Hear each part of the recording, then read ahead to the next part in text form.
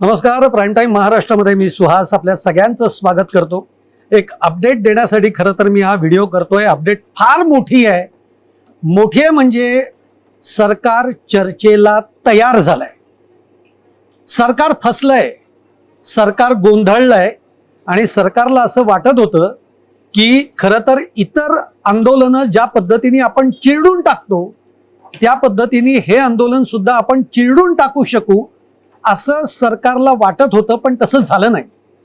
या देशातल्या तरुणाईची ताकद काय आहे, या देशातल्या तरुणाईचा चिवटपणा किती आहे, हे खरं तर सगळं दर्शन आत्ता आपल्याला गेल्या 2 दिवसापासून दिल्लीमधल्या जंतर मंतरवर ज्या घडामोडी घडतायत, ज्या काही घडामोडी घडतायत त्यातनं आपल्याला ते बघायला मिळत आहे.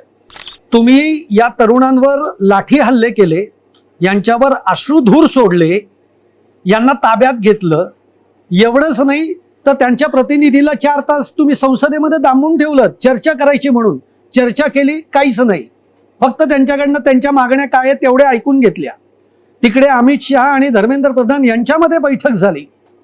अर्थात हे सगळं घडतंय आणि आज सर्व पक्षीय नेत्यांनी, सर्व पक्षांनी, सर्व विरोधी पक्षांनी आज जंतर मंतरवर भेट दिली आणि CJPचं जे आंदोलन सुरू आहे, सोनम वांगचुक यांचं जे आंदोलन सुरू आहे, याला पाठिंबा दिला. आज 4 तासापासून राहुल गांधी, त्याच्यानंतर त्यांची बहीण, हे सगळेजण, प्रियांका गांधी, हे सगळेजण पंतप्रधान नरेंद्र मोदी यांच्या निवासस्थानासमोर ते ठिय्या आंदोलन करतायत. मागणी एकच आहे की धर्मेंद्र प्रधान यांचा राजीनामा झालाच पाहिजे. आणि या मागण्यांसाठी म्हणून आज 4 तास झाले राहुल गांधी, प्रियांका गांधी आणि सगळे काँग्रेसचे जे खासदार आहेत, नेते आहेत, हे सगळे तिथे जमलेत.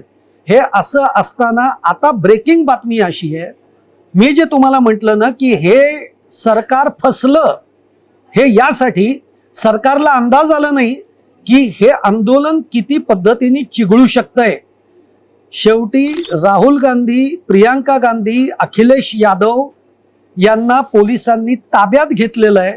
आणि पोलिसांनी ताब्यात घेण्याच्या आधी सरकारचे एक केंद्रीय मंत्री जितेंद्र सिंह, हे जितेंद्र सिंह राहुल गांधींच्या भेटीसाठी गेले तेव्हा राहुल गांधींनी त्याच्यावर 5 मागण्या केलेल्या आहेत. त्या मागण्या कुठल्या आहेत? एक तर तुम्ही पहिल्यांदा धर्मेंद्र प्रधानांचा राजीनामा घ्या. त्याच्यानंतर संसदेमध्ये अमित शहांनी यावर स्पष्टीकरण दिलं पाहिजे की हे आंदोलन इतके दिवस का करायला लागलं, इतके दिवस तुम्ही विद्यार्थ्यांना का वेठीला धरलं. या सगळ्या मागण्या, अशा पद्धतीच्या 5 मागण्या या राहुल गांधींनी केलेल्या आहेत. आणि या सगळ्या मागण्यांनंतर आता जितेंद्र सिंह यांनी हे जाहीर केलेलं आहे की सरकार चर्चेसाठी तयार आहे. पण हे जाहीर केलं नाही की सरकारकडून चर्चा कोण करणार आहे. जितेंद्र सिंह करणार आहेत का? जितेंद्र सिंह कुठले मंत्री आहेत? ते ऊर्जा मंत्री आहेत. ते चर्चा करणार आहेत का या CJP वाल्यांशी? प्रश्न आहे शिक्षण खात्यातल्या गोंधळाबद्दल, या प्रश्न आहे तो कायदा सुव्यवस्थेबद्दल. आणि मग चर्चा कोणी करणार आहे हे काही सरकार सांगत नाही. सरकारची ही पहिल्यापासूनची स्ट्रॅटेजी राहिली आहे की गोंधळ किंवा भ्रष्टाचार एका खात्यामध्ये होतो, सरकार दुसऱ्याच कुठल्या तरी मंत्र्याला त्याचा चेहरा समोर करतं. आता JP नड्डांना या CJP वाल्यांच्या लोकांशी बोलण्याचं कारण काय होतं? मग त्यांनी आता जे भाजपचे राष्ट्रीय अध्यक्ष आहेत त्यांनी तरी बोलायला पाहिजे होतं. JP नड्डा हे माजी राष्ट्रीय अध्यक्ष आहेत. मग ते काय बोलले बरं? ते बोलून काय बोलणार आहेत? शेवटी निर्णय जर करणार असतील, अमित शहा करणार असतील, पंतप्रधान नरेंद्र मोदी करणार असतील, तर JP नड्डांनी काय केलं? ते जे 2 तास आहेत ते नुसते ऐकून घेण्यामध्ये घेतले, कुठलेही निर्णय घेतले गेले नाहीत, त्याच्यावर कोणतंही भाष्य केलं गेलं नाही.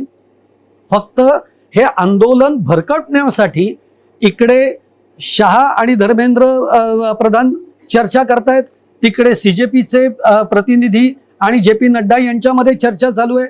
आणि मध्येच त्यांनी मग अभिजित दिपके जो आहे त्याला पोलिसांनी ताब्यात घेतल्याच्या बातम्या आल्या. म्हणजे एक प्रकारचा केऑस तयार करायचा, गोंधळ तयार करायचा. आणि आंदोलक जे आहेत त्यांना असं वाटलं पाहिजे की नेमकं काय होतंय. आणि मग ते आंदोलक कुठे ना इकडे तिकडे पळायला लागले की त्यांच्यावर लाठीचार्ज करायचा. पण हे आंदोलन सरकारला मोडीत काढता आलं नाही. सरकार इथेच फसलंय आणि आज सगळे विरोधी पक्ष हे सरकारवर तुटून पडतायत. स्वतः शरद पवार गेलेले आहेत जंतर मंतरवर. त्यामुळे आता सरकारने ही तयारी केलेली आहे की आम्ही चर्चेला तयार आहोत. चर्चा काय करताय आता? फक्त पाहिजे धर्मेंद्र प्रधान यांचा राजीनामा. तो तुम्ही देताय की नाही हे सांगा. आज जे काही गोंधळ शिक्षण व्यवस्थेमध्ये घातलेले आहेत, नीट परीक्षेमध्ये काही विद्यार्थ्यांचे बळी गेलेले आहेत, याला जबाबदार कोण आहे हे सरकारने स्पष्ट करावं. आणि याची जबाबदारी स्वीकारून एकतर धर्मेंद्र प्रधानांनी राजीनामा द्यावा, नाही तर सरकारने त्यांचा राजीनामा घ्यावा या एका मागणीसाठी. आणि आता आंदोलक म्हणतायत, CJP वाले म्हणतायत की धर्मेंद्र प्रधानांचा जोपर्यंत राजीनामा होत नाही तोपर्यंत आम्ही उपोषणातनं आणि आंदोलनातनं माघार घेणार नाही. ही भूमिका आता आंदोलकांनी घेतली आहे. शेवटी मी ब्रेकिंग बातमी द्यायला काय उभं राहिलो, मोठी बातमी कुठली द्यायला उभी राहिलो, तर राहुल गांधी, प्रियांका गांधी, अखिलेश यादव यांना पोलिसांनी ताब्यात घेतलेलं आहे. हे आंदोलन चिघळलेलं आहे, सरकारच्या हातातनं निसटलेलं आहे. आता सरकारसमोर पर्याय नाहीये. मी व्हिडिओ केलेला आहे की धर्मेंद्र प्रधान यांचा राजीनामा होणार. मला वाटत होतं की अधिवेशनानंतर होईल, पण ही वेळ येऊन ठेपली आहे की या पावसाळी अधिवेशनामध्येच सरकारला धर्मेंद्र प्रधान यांचा राजीनामा घ्यायला लागेल, अशी आता स्थिती निर्माण झालेली आहे. तुम्हाला सुद्धा काय वाटतंय? तुमची देखील मतं ही अगदी बिनधास्त कमेंट बॉक्समध्ये कळवा. आणि आमच्या व्हिडिओला लाईक करा, शेअर करा आणि सबस्क्राईब करायला विसरू नका. धन्यवाद.